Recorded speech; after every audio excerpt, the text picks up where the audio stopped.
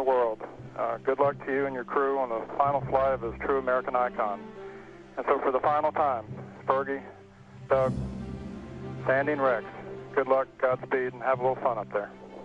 Let's light this fire one more time, Mike, and witness this great nation at its best. The crew of Atlantis is ready for launch. The last mission of NASA's Space Shuttle era, STS-135, began on July 8, 2011, with a roaring launch by Shuttle Atlantis through low-layer clouds above NASA's Kennedy Space Center in Florida. Commander Chris Ferguson led a team of 4 astronauts to the International Space Station. Pilot Doug Hurley and mission specialists Sandy Magnus and Rex Walheim would all have special roles during the flight. Their mission was a resupply flight aimed at bringing more than 4 tons of supplies and equipment to the station that will sustain operations aboard the orbiting laboratory through 2012. Once docked at the station, the shuttle and astronauts used the robotic arm on the station to lift the Raffaello module stuffed with supplies out of Atlantis and connect it to one of the ports on the station. Then the crews got to work moving the gear out of Raffaello and moving used equipment from the station into the module for return to Earth. STS-135 pilot Doug Hurley there, along with Sandy Magnus, moving a fairly large-sized heat exchanger.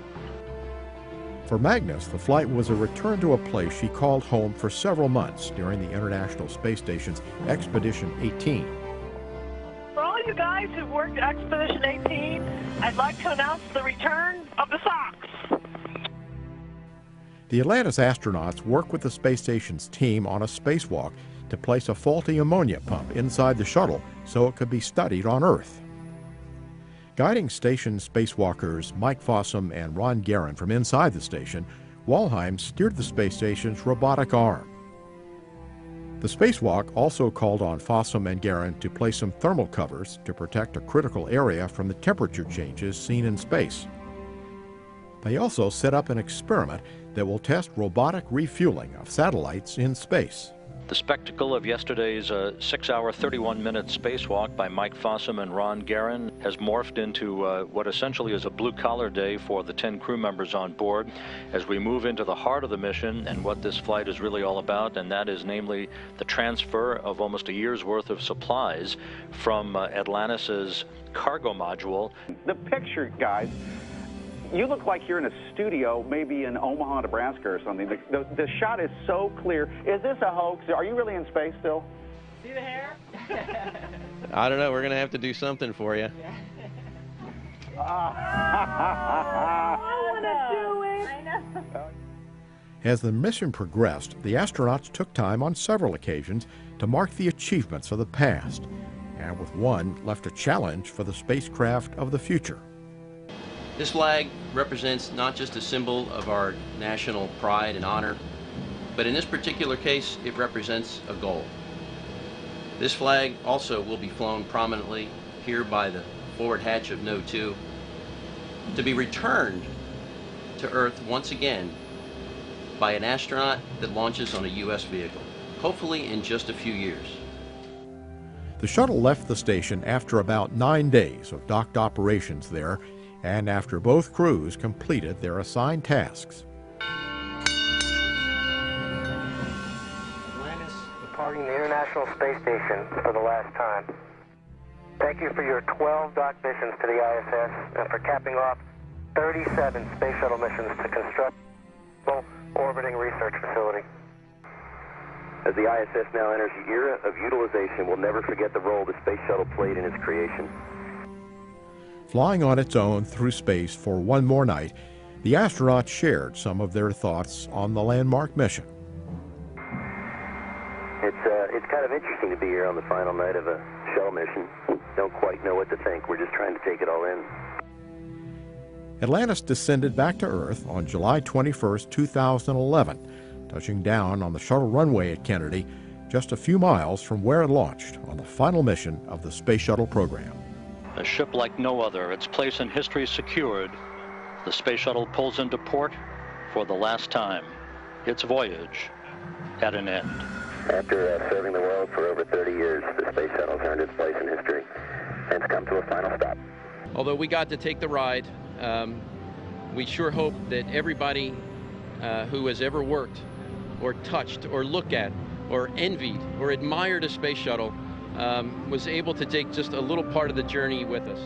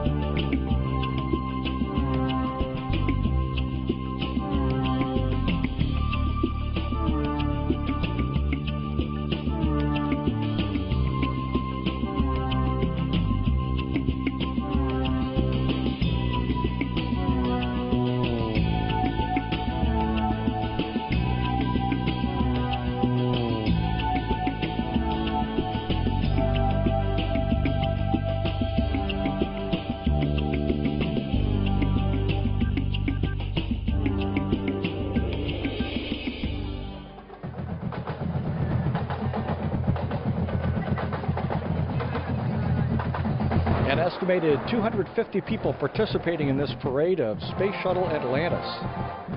On its way to the viewing site for the official signing ceremony, where an estimated 8,000 people are gathered to watch the official retirement of Space Shuttle Atlantis, the sign-over of the Space Shuttle to the Kennedy Space Center Visitor Complex for permanent public display.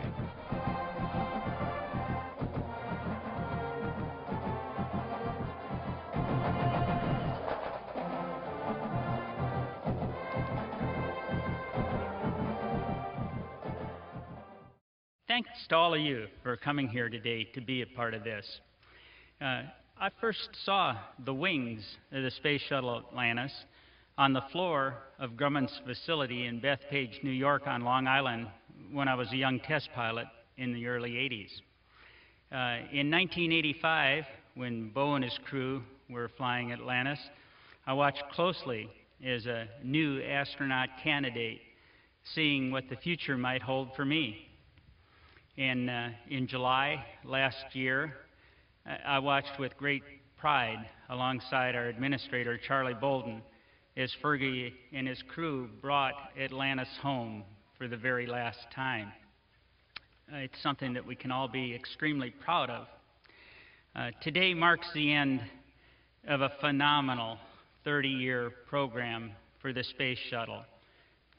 So, from me to all of you, my heartfelt thanks for your dedication, your drive, your hard work, your spirit of discovery that has made all of this possible and continues to make KSC and NASA the great place that it is to work as we charge off into the future. Thank you. Now it's my pleasure to introduce our administrator, Charlie Bolden. Charlie, come on up here.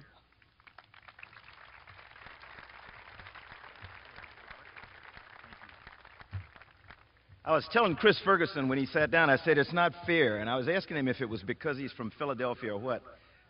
You know, I've been with Chris and the crew, boy, throughout the final flight and the landing and everything else, and I'm always impressed by the four of them and the way that they have carried this, it's not a burden, but it's an awesome responsibility to be the representatives of the space program as the final crew to fly a vehicle in a program.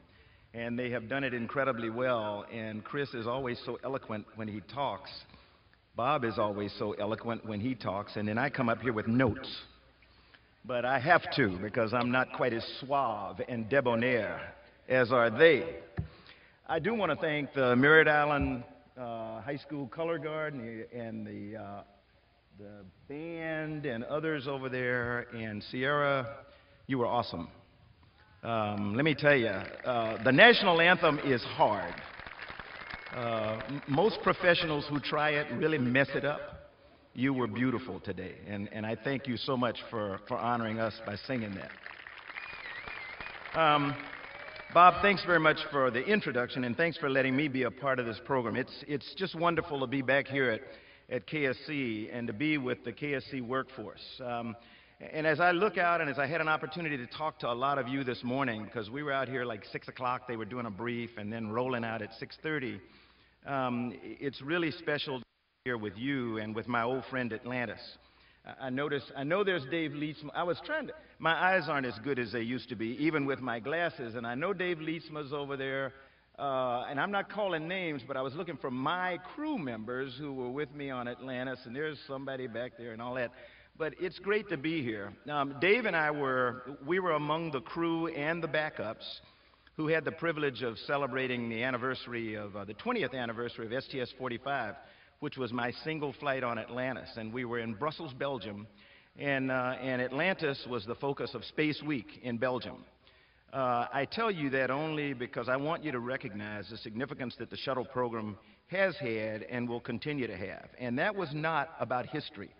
That program was about the future in Belgium, in another country, where they see what we started with shuttle, and they're just hopeful that we won't give up and that we'll continue.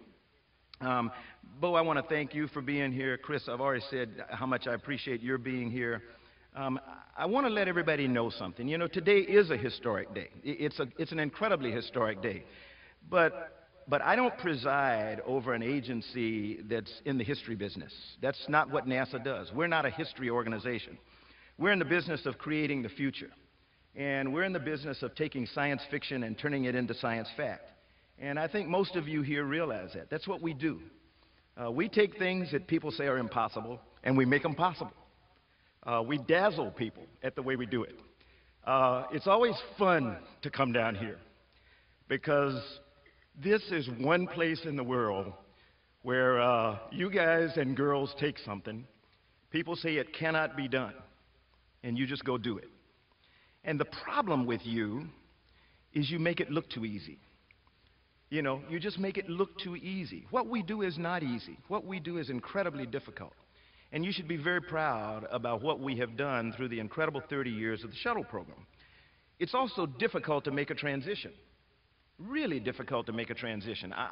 You know, Bo was there, I was there. There are some of us who were there between Apollo and shuttle. Or if you want to really get to it, between Apollo-Soyuz and shuttle, or between Skylab and shuttle. There was a break. And it was a painful break, particularly for people who had been a part of the Apollo program. There's some people who still don't want to let it go. But you know, that happens. That's life.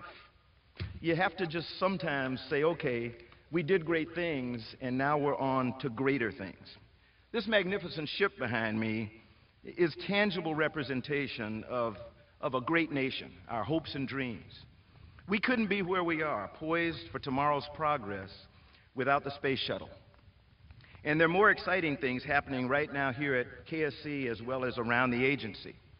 A little over a year after the shuttle retired, just this week, we completed the first commercial resupply mission to the International Space Station. A little company called SpaceX launched Dragon from right over there at Cape Canaveral. It's the first of many such launches, and we're well on track to once again launch American astronauts from U.S. soil in the next few years, right here from the Kennedy Space Center. I see Mark Sarangelo there. Chris Ferguson now represents Boeing.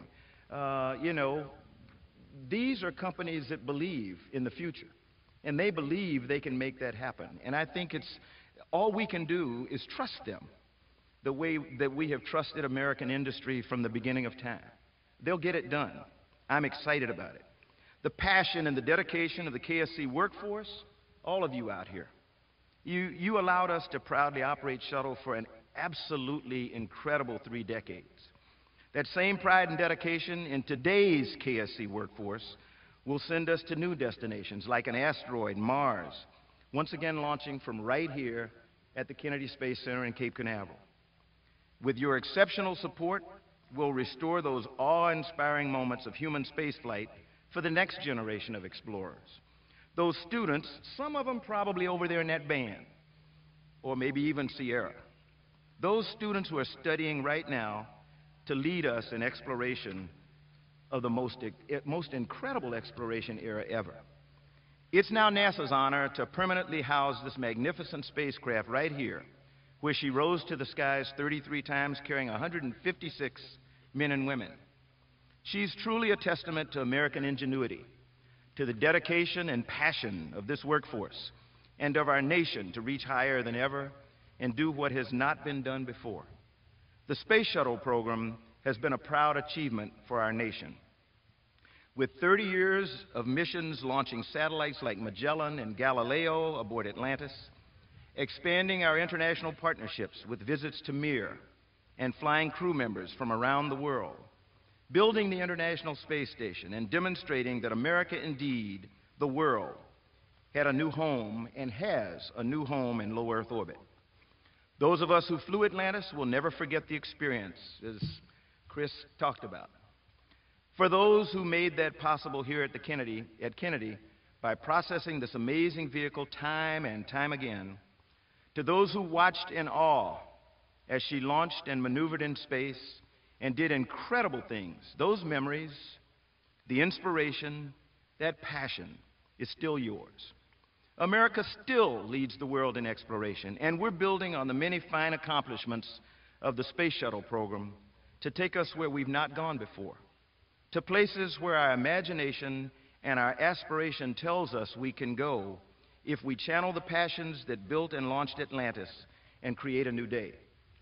Atlantis' final mission may have closed out the Space Shuttle program, but the spirit that created that program and built her is very much alive as we develop the technologies and systems not only for private companies to serve our needs in low Earth orbit, but to keep us on the road to an asteroid, to Mars, and places beyond. I want to thank all the crews here today who flew Atlantis in space. I want to thank the workforce that sent her successfully to orbit again and again. And I also want to thank the American public at large for making this incredible dream and achievement possible that we all share today. Our best days are ahead of us, with the shuttle as our tailwind.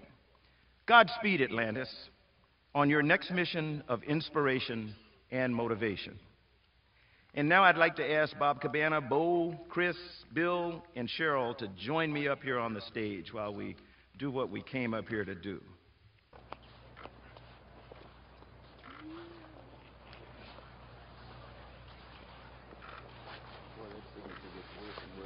Oh, just one down. All right. You're going to need one.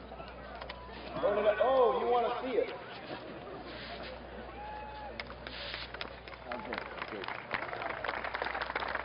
and gentlemen and ladies,